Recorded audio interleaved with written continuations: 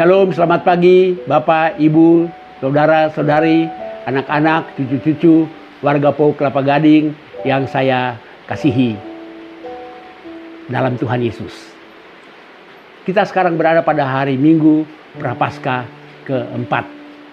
Dan sapaan pagi hari ini berdasar pada bacaan yang juga akan menjadi bacaan untuk khotbah sebentar di gereja dari Yohanes pasal 3 ayat 14 sampai 21. Tapi saya hanya menjadikan ayat 14 sampai 16 sebagai sapaan pagi ini. Sama seperti Musa meninggikan ular di padang gurun, demikian juga Anak Manusia harus ditinggikan, supaya setiap orang yang percaya kepadanya beroleh hidup yang kekal.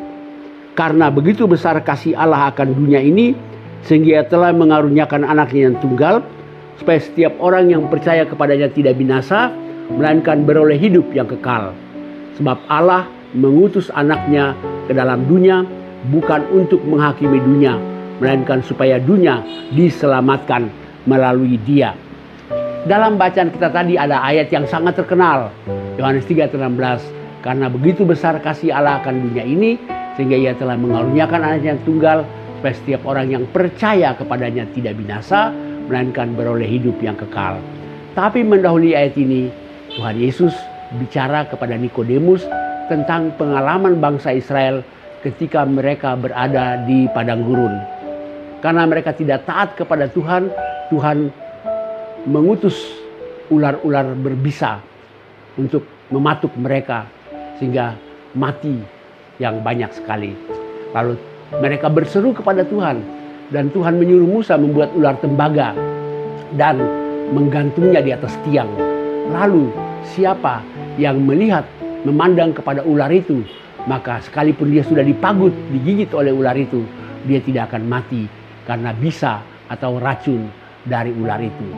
Nah, cobalah saudara-saudara bayangkan ya, bahwa ketika orang digigit ular berbisa, dengan hanya memandang ular tembaga, bisa itu jadi netral. Itu adalah gambaran dari Yesus Kristus.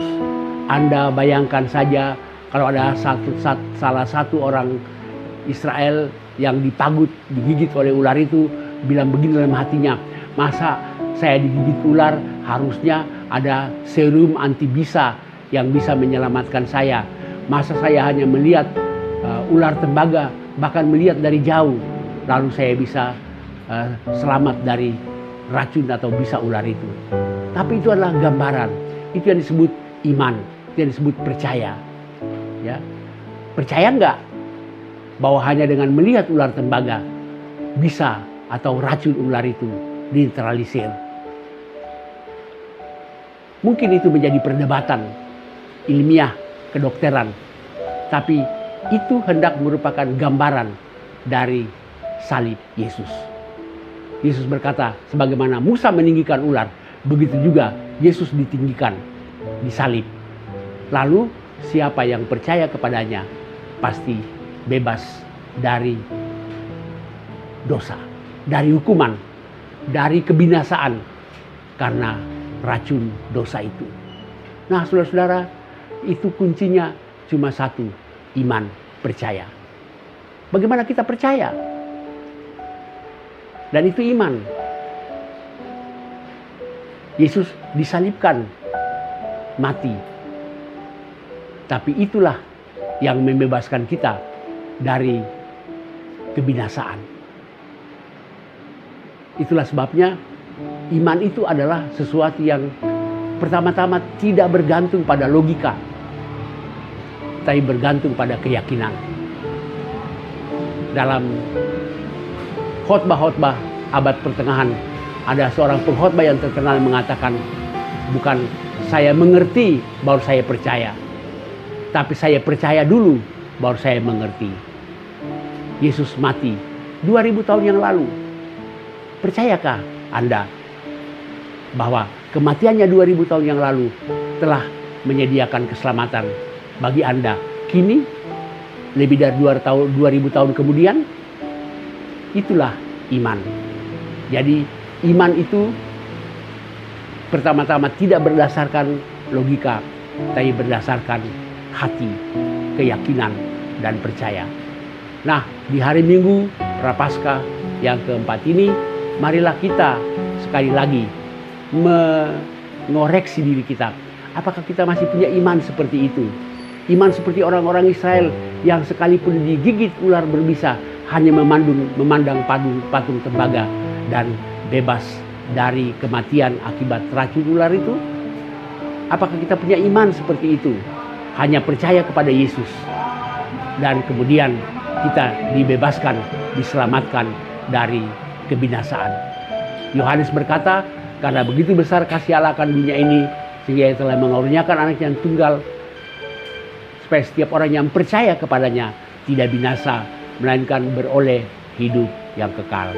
Mari kita perbaharui lagi komitmen kita untuk tetap percaya, sekalipun seringkali akal kita selalu menghalangi iman kita. Amin. Mari kita berdoa.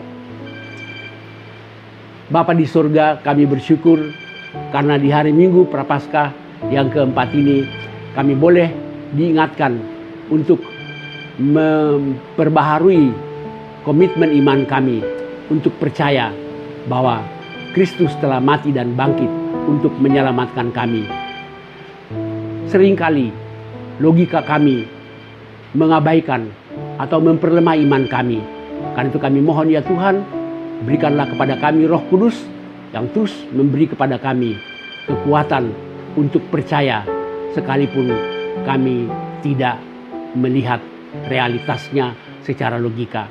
Dalam Kristus Tuhan kami berdoa. Amin.